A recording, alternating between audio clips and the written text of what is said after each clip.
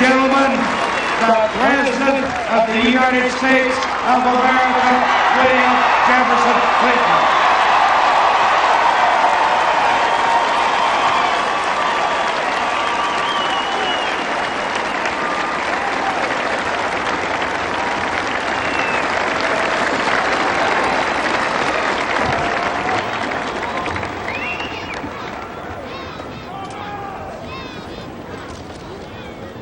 My fellow citizens, today we celebrate the mystery of American renewal.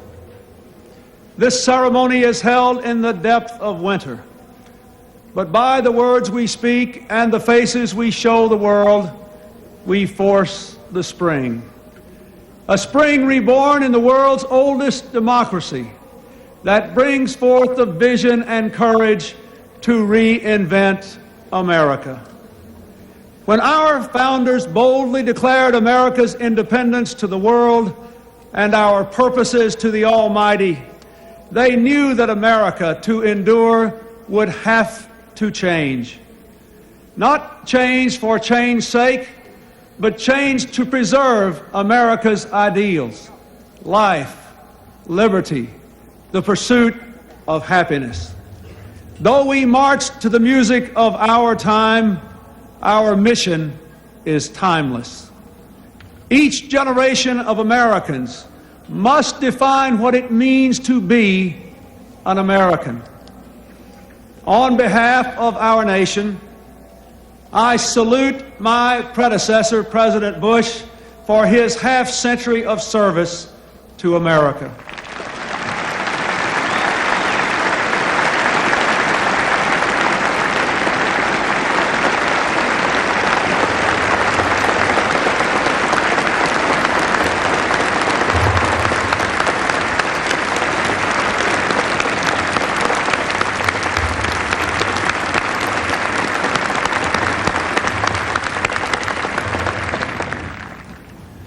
And I thank the millions of men and women whose steadfastness and sacrifice triumphed over depression, fascism, and communism.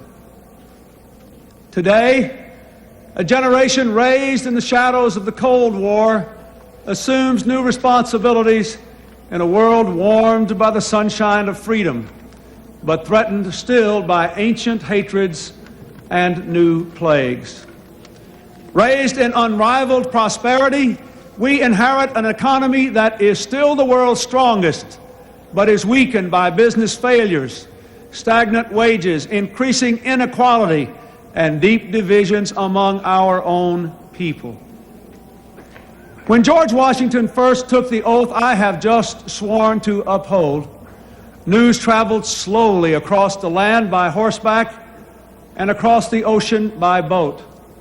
Now the sights and sounds of this ceremony are broadcast instantaneously to billions around the world. Communications and commerce are global. Investment is mobile. Technology is almost magical. And ambition for a better life is now universal. We earn our livelihood in America today in peaceful competition with people all across the earth. Profound and powerful forces are shaking and remaking our world. And the urgent question of our time is whether we can make change our friend and not our enemy. This new world has already enriched the lives of millions of Americans who are able to compete and win in it. But when most people are working harder for less, when others cannot work at all, when the cost of health care devastates families and threatens to bankrupt our enterprises great and small, when the fear of crime robs law-abiding citizens of their freedom, and when millions of poor children cannot even imagine the lives we are calling them to lead, we have not made change our friend. We know we have to face hard truths and take strong steps, but we have not done so. Instead, we have drifted, and that drifting has eroded our resources, fractured our economy, and shaken our confidence. Though our challenges are fearsome so are our strengths. Americans have ever been a restless, questing, hopeful people, and we must bring to our task today the vision and will of those who came before us. From our revolution to the Civil War, to the Great Depression, to the Civil Rights Movement, our people have always mustered the determination to construct from these crises the pillars of our history. Thomas Jefferson believed that to preserve the very foundations of our nation, we would need dramatic change from time to time. Well, my fellow Americans, this is our time. Let us embrace it.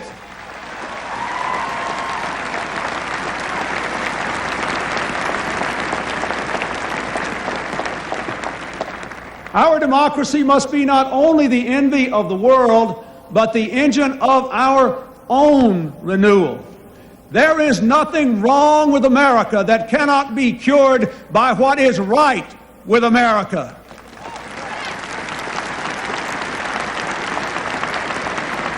And so today we pledge an end to the era of deadlock and drift, and a new season of American renewal has begun.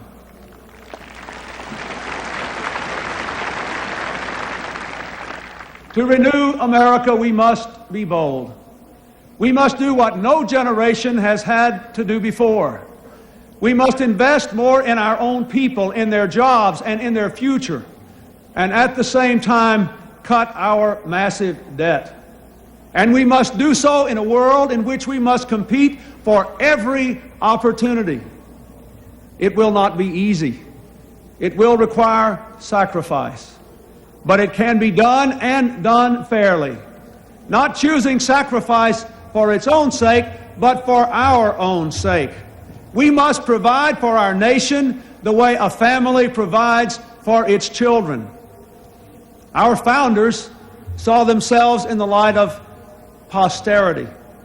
We can do no less. Anyone who has ever watched a child's eyes wander into sleep knows what posterity is. Posterity is the world to come, the world for whom we hold our ideals, from whom we have borrowed our planet, and to whom we bear sacred responsibility. We must do what America does best, offer more opportunity to all, and demand more responsibility from all.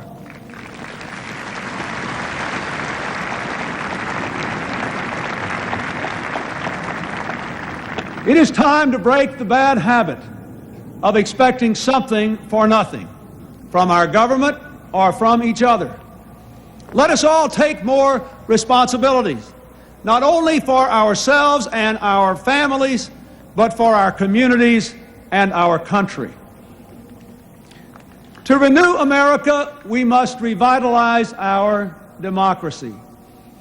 This beautiful capital, like every capital since the dawn of civilization, is often a place of intrigue and calculation. Powerful people maneuver for position and worry endlessly about who is in and who is out, who is up and who is down, forgetting those people whose toil and sweat sends us here and pays our way.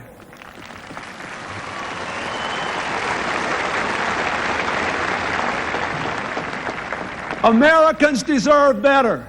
And in this city today, there are people who want to do better. And so I say to all of you here, let us resolve to reform our politics so that power and privilege no longer shout down the voice of the people. Let us put aside personal advantage so that we can feel the pain and see the promise of America. Let us resolve to make our government a place for what Franklin Roosevelt called bold, persistent experimentation, a government for our tomorrows, not our yesterdays. Let us give this capital back to the people to whom it belongs.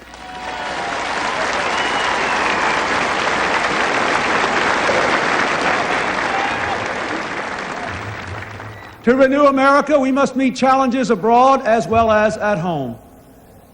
There is no longer a clear division between what is foreign and what is domestic.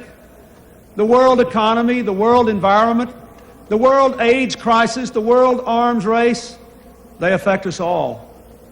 Today, as an old order passes, the new world is more free but less stable. Communism's collapse has called forth old animosities and new dangers. Clearly, America must continue to lead the world we did so much to make. While America rebuilds at home, we will not shrink from the challenges nor fail to seize the opportunities of this new world. Together with our friends and allies, we will work to shape change lest it engulf us. When our vital interests are challenged or the will and conscience of the international community is defied, we will act. With peaceful diplomacy whenever possible, with force when necessary. The brave Americans serving our nation today in the Persian Gulf, in Somalia, and wherever else they stand are testament to our resolve. But our greatest strength is the power of our ideas, which are still new in many lands. Across the world, we see them embraced and we rejoice. Our hopes, our hearts, our hands are with those on every continent who are building democracy and freedom. Their cause is America's cause. The American people have summoned the change we celebrate today. You have raised your voices in an unmistakable chorus. You have cast your votes in historic numbers, and you have changed the face of Congress, the presidency, and the political process itself. Yes, you, my fellow Americans, have forced the spring. Now we must do the work the season demands. To that work I now turn with all the authority of my office. I ask the Congress to join with me. But no president, no Congress, no government can undertake this mission alone. My fellow Americans, you too must play your part in our renewal. I challenge a new generation of young Americans to a season of service, to act on your idealism by helping troubled children, keeping company with those in need, reconnecting our torn communities. There is so much to be done. Enough indeed for millions of others who are still young in spirit to give of themselves in service too. In serving, we recognize a simple but powerful truth. We need each other, and we must care for one another. Today, we do more than celebrate America. We rededicate ourselves to the very idea of America. An idea born in revolution and renewed through 2 centuries of challenge. An idea tempered by the knowledge that but for fate, we, the fortunate and the unfortunate, might have been each other. An idea ennobled by the faith that our nation can summon from its myriad diversity the deepest measure of unity. An idea infused with the conviction that America's long, heroic journey must go forever upward. And so, my fellow Americans, as we stand at the edge of the 21st century, let us begin anew with energy and hope, with faith and discipline, and let us work until our work is done. The Scripture says, and let us not be weary in well-doing, for in due season we shall reap if we faint not. From this joyful mountaintop of celebration, we hear a call to service in the valley. We have heard the trumpets. We have changed the guard. And now, each in our own way, and with God's help, we must answer the call. Thank you, and God bless you all.